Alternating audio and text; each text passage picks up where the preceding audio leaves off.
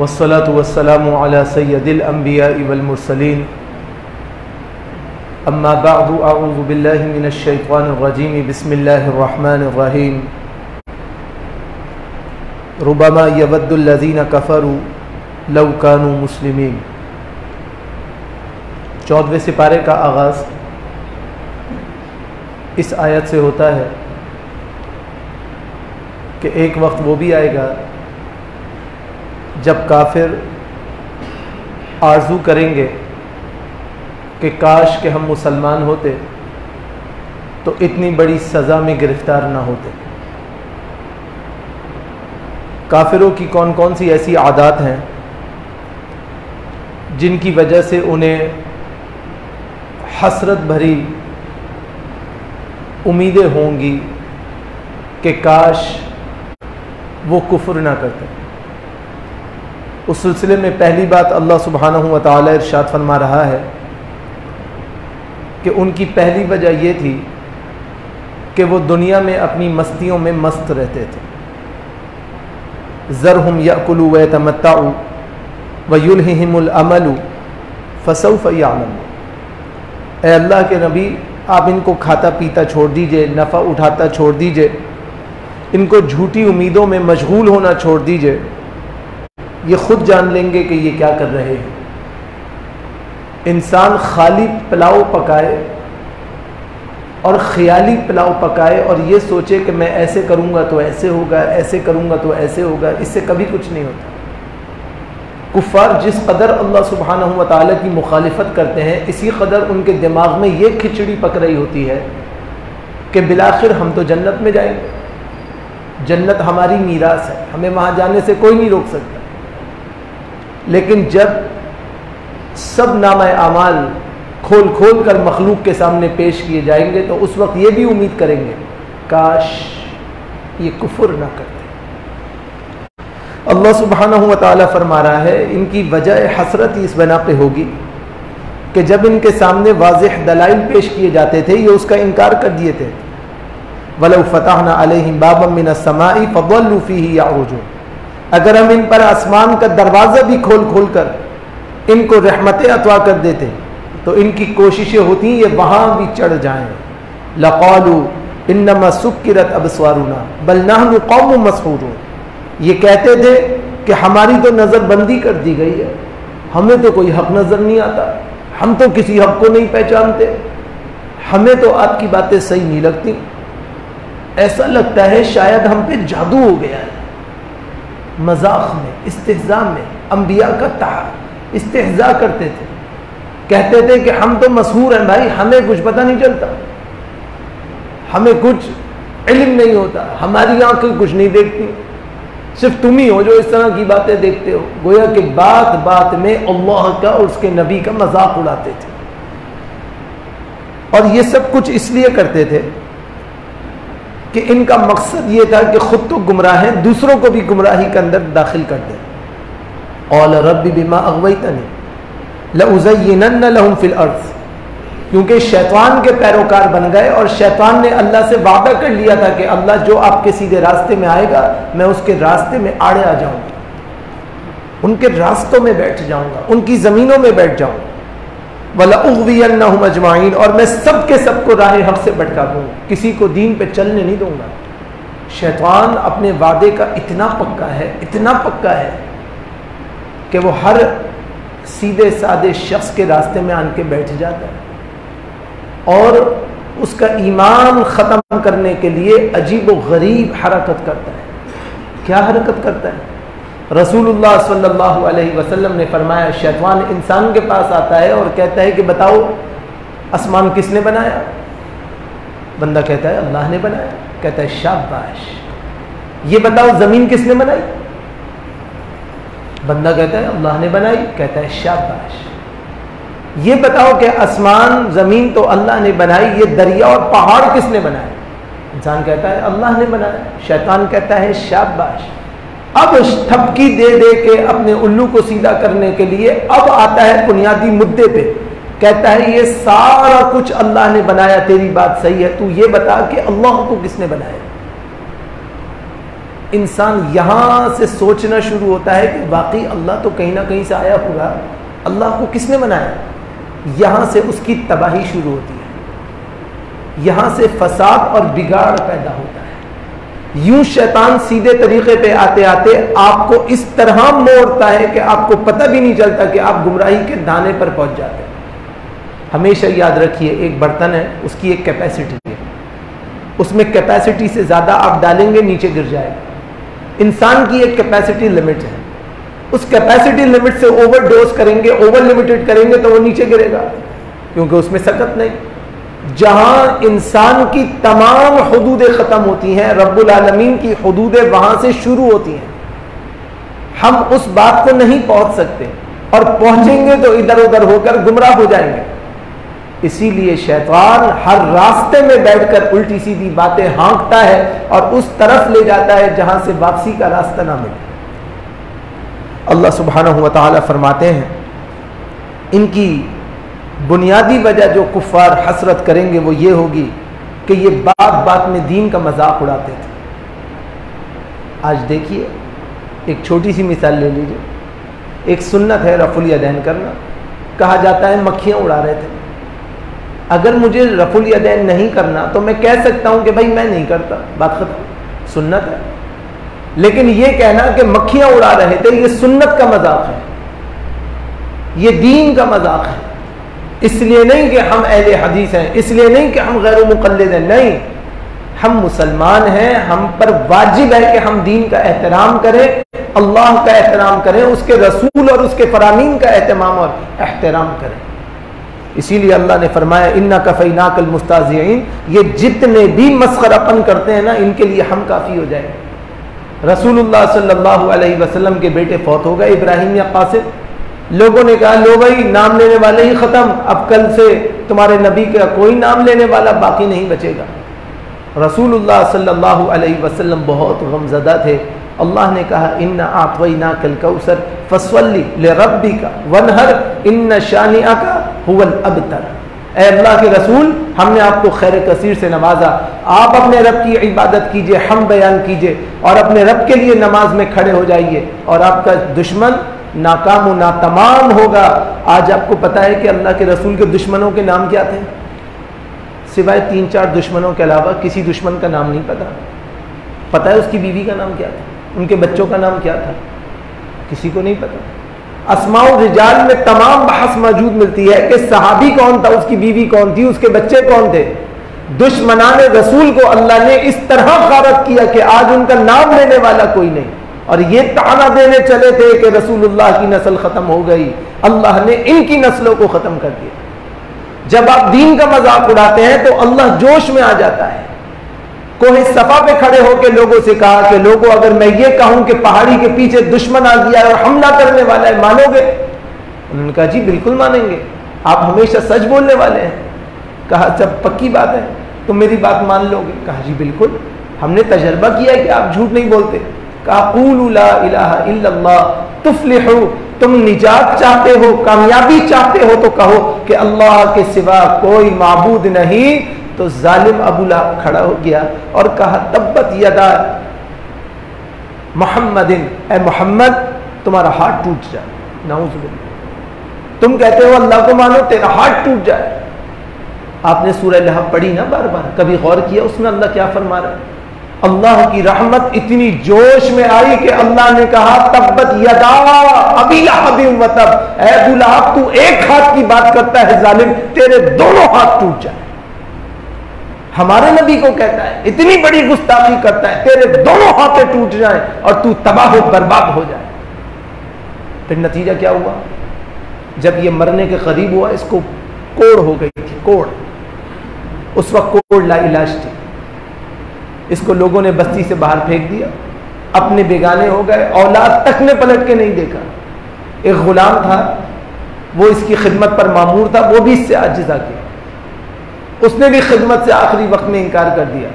جب یہ مرا تو ایک بوری میں باندھ کر غلام نے گھسیٹا، گڑھے میں پھینکا، اور بجائے اس کے کہ عزت سے اس کو دفن کرتا، پتھر اٹھا اٹھا کے اس کے جسم پہ مارے۔ اللہ نے اس کی آخرت کو بھی عبرت بنا دیا اور دنیا کو بھی عبرت بنا دیا. اللہ کو چیلنج کرنے چلا تھا نا. میرے بھائی ہمیں بہت خیال کرنے کی ضرورت ہے. ہم انجانے میں بہت سی وہ باتیں کہہ دیتے ہیں جو ہمیں بالکل زیب نہیں دیتی. اللہ سبحانہ و تعالیٰ کہتا ہے کفار اس لیے افسردہ ہوں گے کہ انہوں نے فرشتوں کو اللہ کی بیٹیاں بنا دیا. وَيَجْعَلُونَ لِلَّهِ الْبَنَاتِ سُبْحَانَهُ وَلَهُم مَّا يَشْتَهُونَ. فرمایا اپنے لیے تو لڑکے پسند کرتے ہیں لیکن جب اللہ کی باری آتی ہے تو کہتے ہیں کہ کیا اللہ کے لیے کون ہے؟ فرشتے اللہ کی نعوذ باللہ بیٹیاں ہیں. آپ جائیں چرچ میں، اللہ نہ کرے آپ کو کبھی جانا ہو. ہمارا تو کام ہے کہ ایک سلسلے کی وجہ سے، ہمیں دعوت و توحید کی وجہ سے، بہت سارے معاملات کی وجہ سے، سمجھانے کے لیے دیگر وجوہات سے جانا پڑتا ہے کبھی کبھی، لیکن ہم اس میں راضی نہیں ہیں اور ہم اس کو اچھا نہیں سمجھتے. چرچ میں آپ کو ہمیشہ مردوں کی تصاویر ملیں گی کہ جو زنانہ لباس میں ہیں، اور عورتوں کی تصویریں ملیں گی جو پر ہیں، جو پر والیاں ہیں. ان کے نزدیک یہ جو پر والی عورتیں ہیں یہ ساری اللہ کی بیٹیاں ہیں نعوذ باللہ، اور یہ سارے اللہ کے فرشتے ہیں. یہ ساری شرکیہ باتیں، غلط باتیں، جھوٹی باتیں ہیں. یہ سب کے سب جھوٹ بولتے ہیں. اللہ کی کوئی اولاد نہیں، اللہ کی کوئی بیوی نہیں، اللہ کا کوئی ساجی نہیں، اللہ کے کوئی برابری کرنے والا نہیں ہو سکتا. هو اللہ احد، وہ ایک ہے، یکتا ہے، اور ساری کائنات کا اکیلا مالک اور خالق ہے.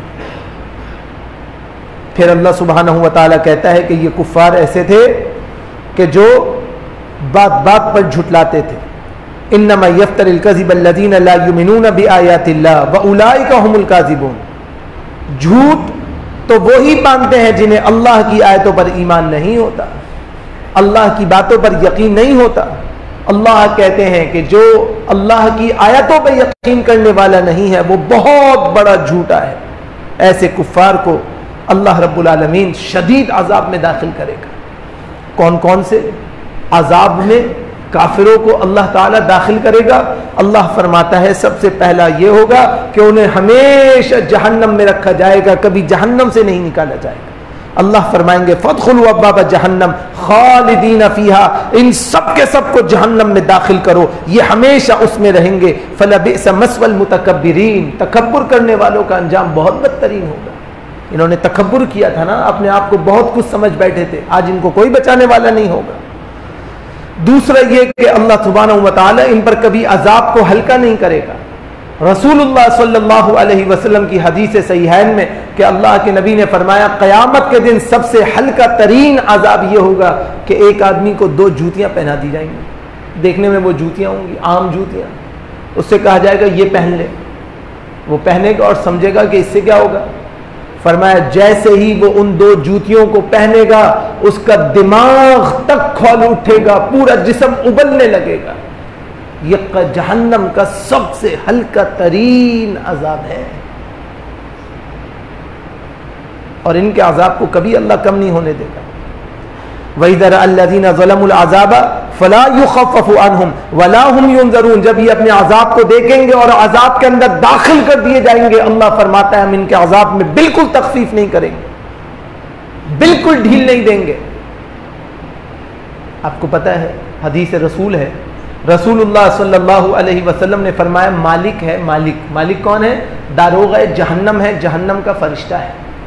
وہ اللہ سبحانہ و تعالیٰ کے ان بندوں کو عذاب دینے کے بعد کہے گا تم ہی تھے نا جو اللہ کا انکار کرتے تھے، اب چکھو مزہ. شدید عذاب کو ایسے لوگوں پر بھڑکاتا جائے گا. پھر اللہ سبحانہ و تعالیٰ فرماتا ہے کہ اس سے زیادہ دردناک عذاب ان کے لیے تیار کیا گیا ہے. ان الذین لا یؤمنون بآیات اللہ لا یہدیہم اللہ ولہم عذاب علیم. جو لوگ اللہ کی آیتوں پر ایمان نہیں رکھتے، اللہ کی طرف سے کبھی رہنمائی نہیں پاتے، ان کے لیے اللہ نے دردناک عذاب تیار رکھا ہے جس میں وہ داخل ہوں. اور اللہ سبحانہ و تعالیٰ ان کو کبھی ہدایت سے نہیں نوازے گا. اللہ سبحانہ و تعالیٰ فرماتا ہے کہ ان کے لیے اللہ سبحانہ و تعالیٰ مختلف قسم کی نعمتوں کو آزمائشوں سے تبدیل کر دے گا، اور ان کے لیے خیر کے دریچوں کو بند کر دے گا. اور جو لوگ اللہ کی بات مانیں گے اللہ سبحانہ و تعالیٰ ان پر بیش بہا نعمتیں نازل کرے گا. پہلی نعمت وَأَرْسَلْنَا الرِّيَاحَ لَوَاقِحَ فَأَنزَلْنَا مِنَ السَّمَاءِ مَاءً. ہم ان کو پر بوجھل ہواؤں کے ساتھ اپنے بادلوں کو بھیجیں گے اور پھر آسمان سے بارش کو برسائیں گے. یہ اللہ کی نعمت ہوگی. رسول اللہ صلی اللہ علیہ وسلم نے فرمایا انسان کی مثال 3 طرح ہے. بارش برستی ہے، ایک زمین ایسی ہے جو پانی کو ذخیرہ کر لیتی ہے، خود بھی نفع اٹھاتی ہے، چوپائے اور دیگر مخلوق بھی اس سے نفع اٹھاتے ہیں. یہ وہ شخص ہے جس نے دین کو سیکھا، دین پہ عمل کیا، دوسروں کو بھی نفع پہنچایا. دوسری مثال اس زمین کی طرح ہے جس پر بارش برسی، اس نے خود تو نفع کوئی حاصل نہیں کیا، کوئی کھیتی نہیں اگ سکی، لیکن اس نے پانی کو ذخیرہ کر لیا. یہ اس شخص کی مثال ہے جو لوگوں کو تو بہت سمجھاتا ہے مگر خود عمل کچھ نہیں کرتا. اور تیسری مثال اس زمین کی ہے کہ جب بارش ہوئی تو نہ اس نے کچھ جمع کیا اور نہ اس نے نفع حاصل کیا، سارا کا سارا پانی بہہ گیا. یہ مثال اس منافق کی ہے جو سب کچھ سنتا ہے، جانتا ہے، نہ عمل کرتا ہے، نہ دعوت دیتا ہے. صحیح آیت ہے. اللہ کے پیارے نبی جناب محمد الرسول اللہ صلی اللہ علیہ وسلم حکم دیا تو فرمایا کہ جب اللہ سبحانہ و تعالیٰ کی طرف سے بارشیں ہوتی ہیں یہ اللہ کی طرف سے انعام ہے. دوسرا انعام کیا ہے کہ اللہ تعالیٰ لوح محفوظ سے قرآن کریم اللہ نے عطا کیا. یہ بہت بڑی اللہ کی نعمت ہے. وَلَقَدْ آتَيْنَاكَ سَبْعًا مِنَ الْمَثَانِي وَالْقُرْآنِ الْعَظِيمِ. ہم نے 7 آیتیں ایسے دیں جن کو پلٹ پلٹ کے پڑھا جاتا ہے. کون سی؟ سورۃ الفاتحہ. بار بار پڑھا جاتا ہے نا. یہ کتنا بڑا انعام ہے آپ کو پتہ ہے. ہم نے اس کو ارزاں سمجھ لیا نا. ہم دیکھو شان کے بہکاوے میں آ گئے. ایک آدمی کہتا ہے پڑھو، ایک آدمی کہتا ہے نہیں پڑھو. اچھی طرح سمجھ لیں کہ دنیا میں جتنے مسالک ہیں مسلمانوں کے ان سب کے نزدیک سورۃ الفاتحہ پڑھنا منع نہیں ہے. پڑھنے کی ترتیبات میں اختلاف ہے مگر پڑھنا کبھی منع نہیں. سورۃ الفاتحہ پڑھنے سے کیا برکت حاصل ہوتی ہے؟ وہ برکت یہ ہے کہ جب آپ سورۃ الفاتحہ پڑھتے ہیں تو اللہ تعالیٰ اس کا جواب دیتے ہیں. آپ کہتے ہیں الحمدللہ رب العالمین، اللہ تعالیٰ فرماتا ہے حمیدنی عبدی. آپ کہتے ہیں الرحمن الرحیم، اللہ کہتا ہے مجدنی عبدی. میرا بندہ میری بزرگی بیان کر رہا ہے. میرا بندہ جو مجھ سے مانگ رہا میں اس کو دے رہا ہوں. ایاک نعبد و ایاک نستعین، اللہ کہتا ہے میرے بندے نے جو مانگا میں نے اسے دے دیا. فرشتوں تم گواہ ہو جاؤ. تو یہ تو نعمت بھری دعا ہے، نعمت بھری دعا. اس کو کبھی نہیں چھوڑنا چاہیے اور کبھی نماز میں اس سے نہیں رکنا چاہیے اور کبھی اس کو نہیں چھوڑنا چاہیے. اللہ سبحانہ و تعالیٰ فرماتا ہے کہ اللہ سبحانہ و تعالیٰ نے سفر کے لیے نعمتیں دی. والخیل والبغال والحمیر لترکبوها. اللہ نے گھوڑے، خچر، گدھے اس لیے دیے کہ تم ان کے اوپر سواریاں کرو، اور اللہ نے اس کو بطور مال اثاثہ رکھنے کے لیے دیے. یہ سب اللہ سبحانہ و تعالیٰ کی نعمتیں تھیں. پھر اللہ نے سمندر میں چھپی ہوئی نعمتیں ادا کی. وَهُوَ الَّذِي سَخَّرَ الْبَحْرَ لِتَأْكُلُوا مِنْهُ لَحْمًا طَرِيًّا. اللہ نے تر و تازہ مچھلیاں ادا کر دی. مچھلی اللہ نے عطا کی. مچھلی کے مسئلے میں ایک بات سمجھ لیجئے کہ سمک التافیہ کے علاوہ سمندر کی تمام مخلوق حلال ہے. سمک التافیہ کہتے ہیں وہ مچھلی جو بدبودار ہو جائے، سڑ جائے، پھول جائے، پھٹ جائے، وہ آپ کے لیے حلال نہیں، وہ خراب ہو گئی. اس میں باقی سمندر میں جو مچھلی زندہ ملے وہ بھی حلال، مری ہوئی ملے وہ بھی حلال. دلیل زندہ تو حلال ہے ہی، مری ہوئی کے حلال ہونے کی دلیل صحابہ کرام جہاد کے لیے گئے، بھوک پیاس سے برا حال تھا. اللہ نے عنبر مچھلی مردہ حالت میں ساحل پہ نکالی. اتنی بڑی مچھلی تھی، اتنی بڑی مچھلی تھی جس کو آپ آج کے دور میں بلو ویل سمجھ سکتے ہیں کہ ایک اونچے قد کا آدمی اونچے قد کے اونٹ پر ایک بڑا سا بانس لے کر کھڑا ہوا تو وہ اس مچھلی کی پسلیوں کے نیچے سے صحیح سالم گزر گیا. اس مچھلی کی آنکھوں کے حلقے اتنے بڑے بڑے تھے، صحیحین کی روایت ہے کہ 4 آدمی، 3 آدمی اس کے حلقوں کے اندر اتر گئے تھے اس کی چربی نکالنے کے. اور رسول اللہ صلی اللہ علیہ وسلم کو جب بتایا گیا تو آپ نے کہا اگر کچھ اس کا حصہ لائے ہو تو ہمیں بھی کھلاؤ. لہٰذا رسول اللہ صلی اللہ علیہ وسلم کو بھی پیش کیا گیا. تو سمندر کی مخلوق اللہ نے حلال رکھی ہے بشرط یہ کہ وہ مچھلی جیسی ہو اور مچھلی کی اس کے اندر صفات پائی جاتی ہے یا مچھلی کی کوالٹیز پائی جاتی ہوں. تاہم حدیث میں یہ ہے کہ الحل میتتہ، سمندر کا جو مردار ہے اللہ نے حلال رکھا ہے، لہٰذا اس میں کوئی انشاءاللہ حرج نہیں ہے. اللہ سبحانہ و تعالیٰ آخری 2 باتیں فرماتا ہے کہ ہم نے تمہارے لیے پینے کے واسطے دودھ مہیا کیا. آپ جانور کو کاٹیں اس کی رگوں سے دودھ نہیں نکلے گا. اللہ کی عجیب شان ہے، عجیب شان دیکھیے اللہ کی کہ خون اور گوبر کے درمیان اللہ نے دودھ کی نہر پیدا کی ہے. ہے کوئی تمہارا جاننے والا جو ایسی نعمت بنا کے دکھاتے؟ یہ اللہ کی شان ہے. اللہ فرماتا ہے وَإِنَّ لَكُمْ فِي الْأَنْعَامِ لَعِبْرَةً. اللہ نے تمہارے لیے چوپاؤں میں بڑی نشانی پیدا کی ہے. نُسْقِيكُم مِّمَّا فِي بُطُونِهِ. اللہ تمہیں اس کے پیٹ میں جو دودھ ہے اس کو پلاتا ہے. من بین فرث و دم، جو گوبر اور خون کے درمیان ہے، خالص دودھ اللہ تمہیں عطا کرتا ہے اور تم پیتے ہو۔ اور پھر اللہ سبحانہ و تعالیٰ آخری بات فرماتا ہے کہ وَأَوْحَىٰ رَبُّكَ إِلَى النَّحْلِ، اللہ نے شہد کی مکھی کی طرف بھی وصیت اور نصیحت فرما دی۔ کیا نصیحت فرمائی؟ أَنِ اتَّخِذِي مِنَ الْجِبَالِ بُيُوتًا، کہ تم پہاڑوں میں اپنے گھر بنایا کرو، درختوں میں اپنے گھر بنایا کرو، اور جہاں پہ جالے بنا کر پودوں کو پھیلایا گیا ہو وہاں پر تم اپنے گھر بنایا کرو۔ کیوں؟ اس لیے کہ تم جو شہد پیدا کرو گی وہ میرا مخلوق اس سے نفع حاصل کرے اور میری مخلوق اس سے استمتاع کرے۔ یہ اللہ کی کتنی بڑی سعادت ہے اور اللہ سبحانہ و تعالیٰ کی طرف سے کتنا بڑا انعام ہے۔ یہ سب کچھ کب حاصل ہوگا؟ کہ جب انسان اللہ سبحانہ و تعالیٰ کی طرف رجوع اللہ کرے اور پکا اپنے آپ کو اللہ کے حوالے کر دے، تو اللہ کہتا ہے وَلَأَجْرُ الْآخِرَةِ أَكْبَرُ لَوْ كَانُوا يَعْلَمُونَ، آخرت کا اجر بہت بڑا ہے، کاش کہ یہ جانتے۔ اگر یہ جانتے اور عمل کر لیتے تو اللہ نے آخرت میں اس سے بھی بہت بڑے بڑے انعام آپ کے لیے تیار کیے ہیں۔ اللہ سے دعا کرتے ہیں اللہ ہمیں بھی ان انعامات کا مستحق بننے کی توفیق نصیب فرمائے، اور جن چیزوں سے کفار کو حسرتیں ہوں گی اللہ سبحانہ و تعالی ان چیزوں سے، ان کی صفات سے، ان تمام عوامل سے ہم تمام مسلمانوں کو بچنے کی توفیق نصیب فرمائے، اور اللہ تعالی